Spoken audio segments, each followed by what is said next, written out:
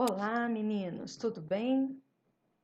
Espero que sim. Agora nós aqui de novo, agora já com essa videoaula de redação.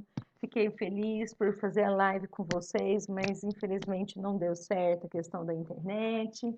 Mas nós estamos aqui. Então agora vou repassar com vocês descrição objetiva e descrição subjetiva, que eu já tinha passado para vocês, vou lembrar, e vou passar para vocês também a correção da descrição objetiva e subjetiva, e depois vou passar os jornais, as características e estruturas, e depois nós vamos corrigir um pouco de jornal e vamos praticamente finalizar o nosso módulo. Mas vai faltar uma coisinha, mas aí a gente faz e só corrige depois, ok? Então, vem comigo. Então, primeiro que as coisas que a gente tem que pensar, descrição. Uma forma de retrato verbal é parte constituinte de diversos gêneros, pois tem a função de ilustrar, demonstrar e informar. Então, uma descrição, gênero narrativo, gênero textual, desculpa, é o quê? Uma forma de retrato verbal, né, escrito, pois tem a função de ilustrar, demonstrar e informar. E nós temos dois tipos de descrição: descrição objetiva e descrição subjetiva, ok? Vamos lá? Descrição objetiva. Descrição objetiva é feita de forma imparcial, ou seja, na tentativa de demonstrar apenas aquilo que se vê, da forma mais realista possível, sem acrescentar qualquer juízo de valor. Gente, descrição objetiva é você contar os fatos de acordo com eles são, sem colocar a sua opinião, sem colocar o seu sentimento naquilo. Você tem que ser objetivo naquilo. É dessa forma, descreve, né? E na narração é importantíssimo em um texto você ser descritivo, ok? Então, a gente tem um exemplo aqui de descrição objetiva. Não sei se o nome dela é Maria. A moça é bastante alta e magra, negra, tem cabelos cacheados e compridos até o meio das costas. Usa óculos e deve ter entre 25 e 30 anos, né? Ok? Quer dizer, descreveu a pessoa objetivamente. Então, quando a gente fala sobre característica da descrição objetiva, qual que seria? Descrição objetiva, a descrição é objetiva, descrição direta e neutra, valorização da imparcialidade, principalmente isso, gente, valoriza a imparcialidade, não tem juízo, nem para a direita nem para a esquerda, nem negativo positivo. Pois é, gente. Então, transmissão dos detalhes com exatidão, utilização dos substantivos concretos, utilização da função referencial da linguagem de sentido denotativo. Lembra? Denotativo vem de dicionário. Então, esse sentido denotativo é o sentido de literal. Sentido denotativo, literal. Significado literal, expressões literais. Então, é objetivo, é aquilo que é, ok? Então, vamos lá. E agora a descrição subjetiva. O aspecto opinativo não é só contemplado, como muito valorizado. Então, você colocar a sua opinião é interessante. As descrições que qualificam algo ou alguém por meio de impressões, reproduzindo o objeto tal como ele é visto e sentido pelo observador. Ou seja, subjetivo eu vou colocar o meu olhar, o olhar do narrador. Eu vou olhar aquilo diferente do que eu já, né, do que uma coisa objetiva. Eu não vou colocar, aí não era uma simples tarde, era uma tarde, e estava o crepúsculo da tarde, o sol estava baixando magnificamente, reluzente, parecia que comunicava com a gente esse sol, entendeu? Então, vou colocando meu assim, romântica, só para aquele canto, né? Então, aí eu tenho exemplo de descrição subjetiva. Vou colocar eu aqui. Pronto. Não sei o nome dela, é Maria. Não sei se o nome dela é Maria. A moça parece uma modelo de tão alta, ó, modelo de tão alta. Seus cabelos cheios de carne escorrem até o meio de suas costas. seus óculos dão um olhar intelectual a essa musa que está na flor da idade. Não dou mais que 25 ou 30 anos para essa deusa do ébano, né? Então, é deusa do ébano por causa da cor dela ser negra, né? Então, assim, olha só como mudou a fala, olha como ele colocou impressões dele. De fato, ele gostou e achou ela muito bonita, né? Ok? Então, quais que são as características da descrição subjetiva? Quais que são essas características? Interferência emocional, transmissão de visão pessoal, utilização de muitos adjetivos, utilização de substantivos abstratos, utilização da função poética da linguagem de sentido conotativo. Gente, sentido conotativo, sentido figurado, ok? Então, assim, eu posso enaltecer, eu posso também criticar, viu? A descrição subjetiva colocando os meus valores, o meu juízo de valor, entenderam? Então, assim, eu posso colocar essas coisas assim. Tudo bem? Então, vamos adiante. Então, aí, agora nós temos aí, que é na página 55, nós temos a descrição objetiva e descrição subjetiva. Aí nós temos a escultura intitulada Grupo de Laocoonte, né? Ou Laocoonte, e seus filhos, né? Foi encontrada em 1506 e está exposta no Museu do Vaticano em Roma. Acredita-se que seus autores são Egisandro, Atenodoro e Polidoro. Três esculturas da ilha de Rhodes, território pertencente à Grécia. Muito interessante. Então, eu até coloquei essa escultura aqui, essa imagem que eu achei maravilhosa, assim, que dá para perceber bem, ficou bem viva, né?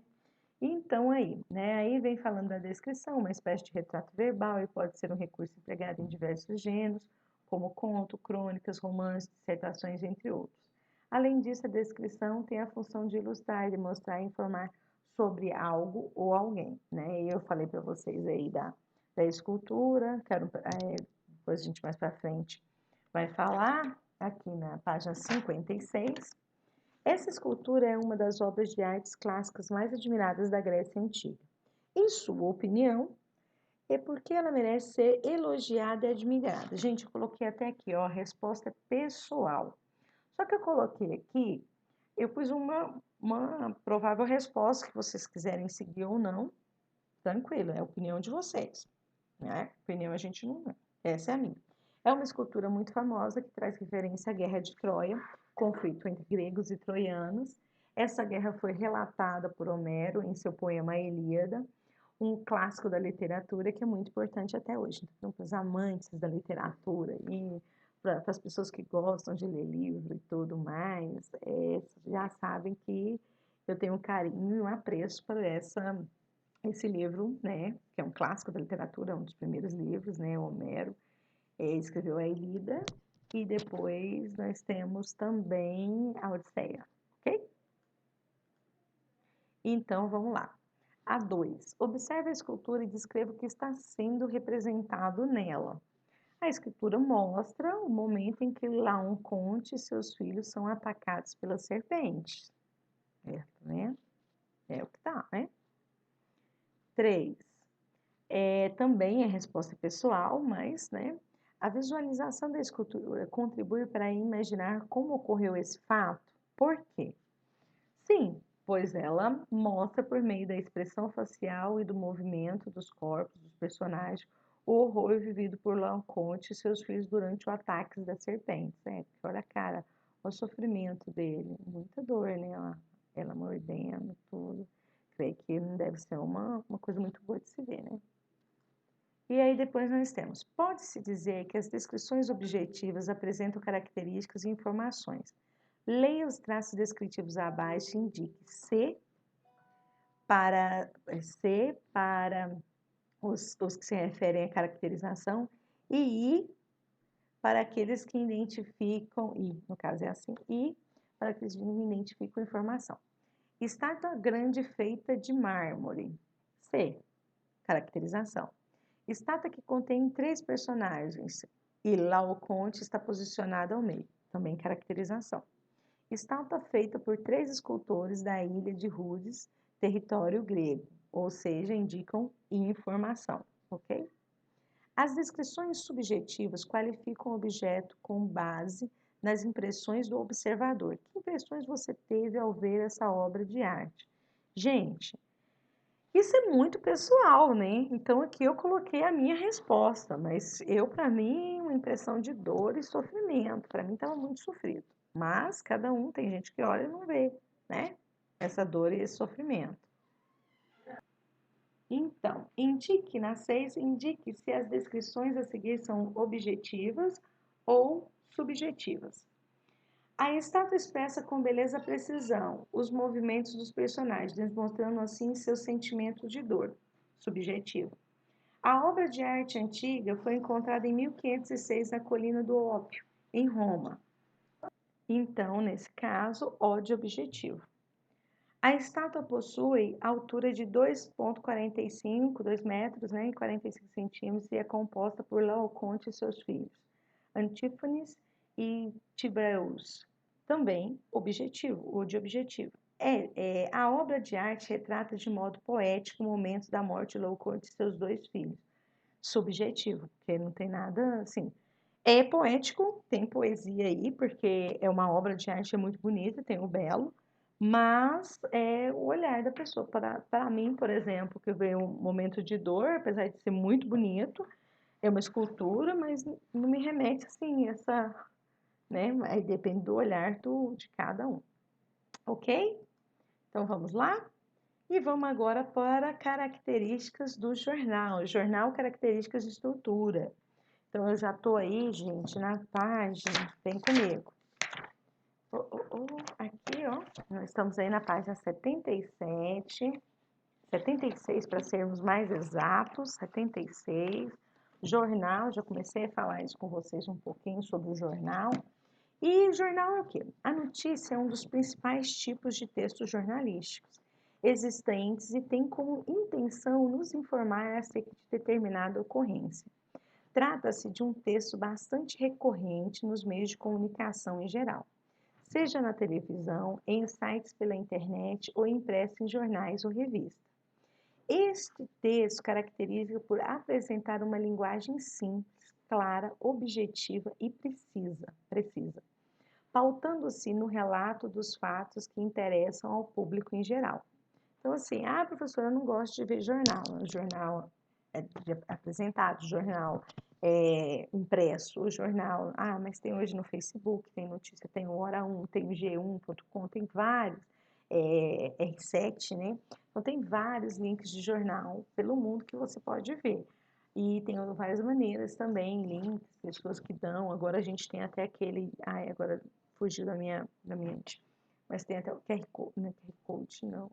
Tem um que a gente coloca e já vai sabendo a notícia, então é bem interessante mesmo. O jornal está em tudo, então a notícia é um texto jornalístico importantíssimo nas nossas vidas. E agora, ainda mais com a pandemia, né? Então, estamos aí ligados. A estrutura do jornal. A estrutura da notícia é denominada pirâmide invertida, pois caracteriza por apresentar logo no primeiro parágrafo a principal e mais relevante informação. Esse parágrafo é chamado de lead, e nele são expostos traços peculiares condizentes ao fato, buscando expor as informações básicas relacionadas às seguintes questões: quem, onde, o que, como, quando e por quê. Esse é muito importante, tá? Então, assim, e vocês vão ver aqui, ó, nós temos aqui na primeira página o cabeçalho, a fotografia, a manchete, a chamada e o título das notícias, né?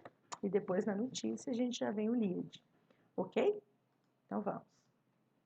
Então, a estrutura do jornal. Nós temos a manchete, como eu acabei de falar para vocês, é a manchete ou o título principal. Geralmente é grafado de forma bastante evidente, com o objetivo de chamar a atenção do leitor. Título auxiliar serve como um componente do principal, com o acréscimo de algumas informações, a fim de torná-lo ainda mais chamativo ao leitor. E lead, o lead, corresponde ao primeiro parágrafo e nele são expostas as informações que mais despertaram a atenção do leitor para continuar com a leitura do texto. Busca responder às questões quem, onde, o que, como, quando e porquê. Essa estratégia é bastante utilizada em jornais devido ao seu caráter informativo e por poder levar informações rápidas e claras para o leitor. Gente, é muito importante porque assim, nesse vídeo seria um pequeno resumo de tudo que vai conter a matéria. Porque às vezes a gente bate o olho, interessa, lê o título, depois vai lá ler o lead e depois já parte para a matéria. Não me interessa. Não, não me interessa. Então, esse lead tem que ser super bem feito, tá? Porque senão a pessoa não lê mesmo. E tá certo. Então, aí depois nós temos, aqui volta, nós temos depois o corpo da notícia. Trata-se da informação propriamente dita, com as exposições mais detalhadas dos acontecimentos mencionados. Após trazer as informações mais importantes no primeiro parágrafo, os parágrafos seguintes apresentam os outros acontecimentos sempre em ordem decrescente de relevância. As informações realmente necessárias para o entendimento dos fatos, tais como os personagens, espaço e tempo, são priorizados, ou seja, eles vão estar lá na primeira, na introdução, tá? Introdução, desenvolvimento e conclusão.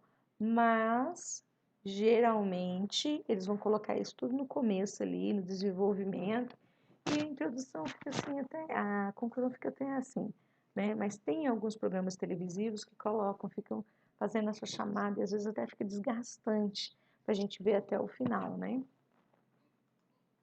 Então, correções das páginas. Aí nós temos a página 77. Aqui eu pus, aqui, 77. Vamos lá? Em geral, a chamada, a manchete e os títulos de notícia vêm acompanhados de outras informações, visuais ou não. Que informações são essas? São fotografias ou ilustrações visuais, com ou sem legenda. Resumo dos fatos publicados, nome de caderno e número de página em que se encontra a reportagem ou notícia. 2. O cabeçalho do jornal apresenta quais informações, que importância elas têm. Nome do jornal, endereço do site, e-mail, Facebook, Twitter, local, data e número de publicação. Essas informações são importantes para contextualizar o leitor sobre de que, aqui ó, ficou separado, junto para mim, de que jornal se trata e a data em que foi publicado, ok? E aí a 3, que é pessoal, das características indicadas na primeira página, qual delas vocês achou mais interessante? Por quê, né? Cada um tem um olhar, cada um acha de uma forma diferente, certo? Então, e depois ele vem falando sobre o caderno, que cada jornal tem um caderno, né? E aí ele fala assim, número 1, na página 77.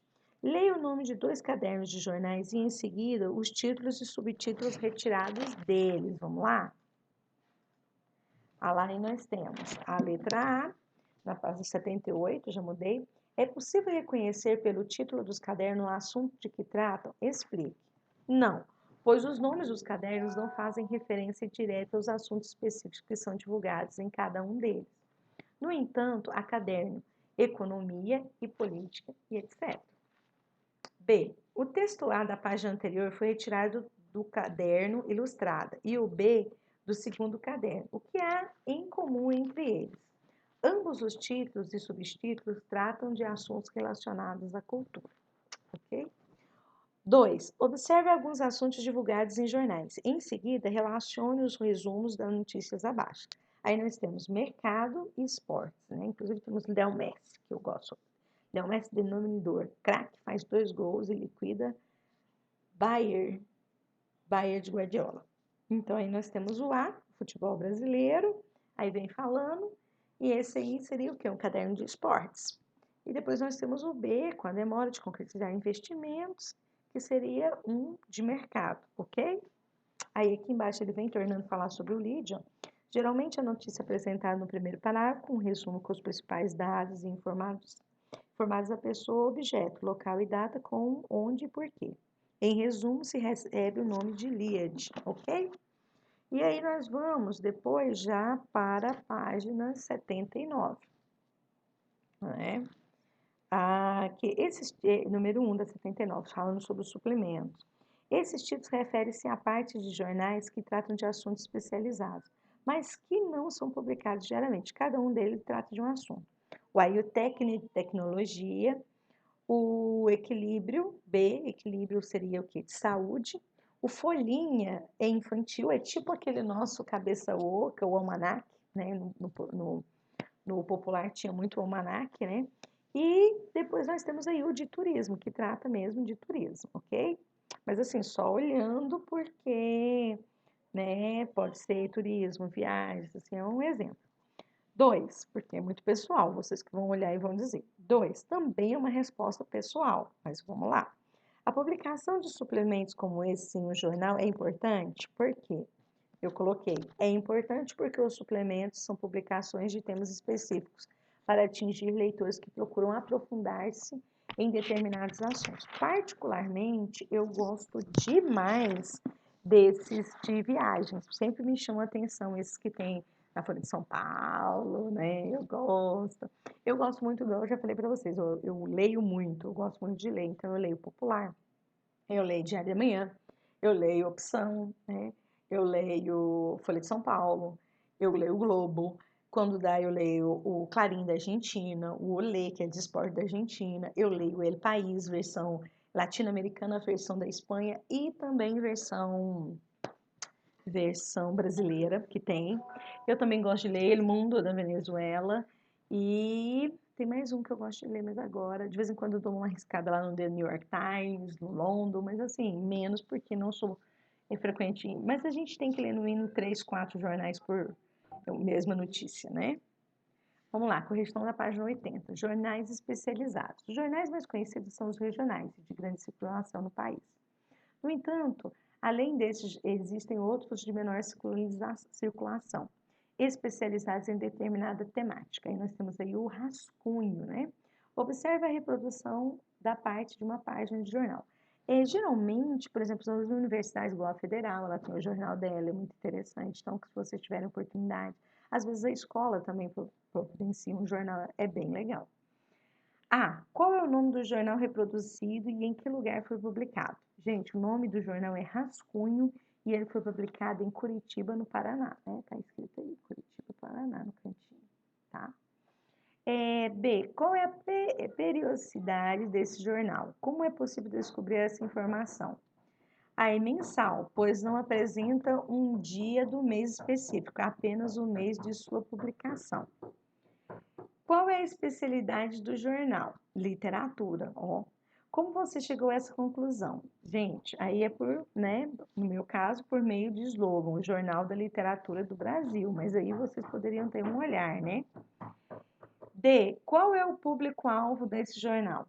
O público que se interessa por literatura, né, meus amores? Então, é isso, né? Então, e aí eu quero que vocês façam depois a produção escrita da página da notícia, a página 81 e 82 vai ficar para casa, ok?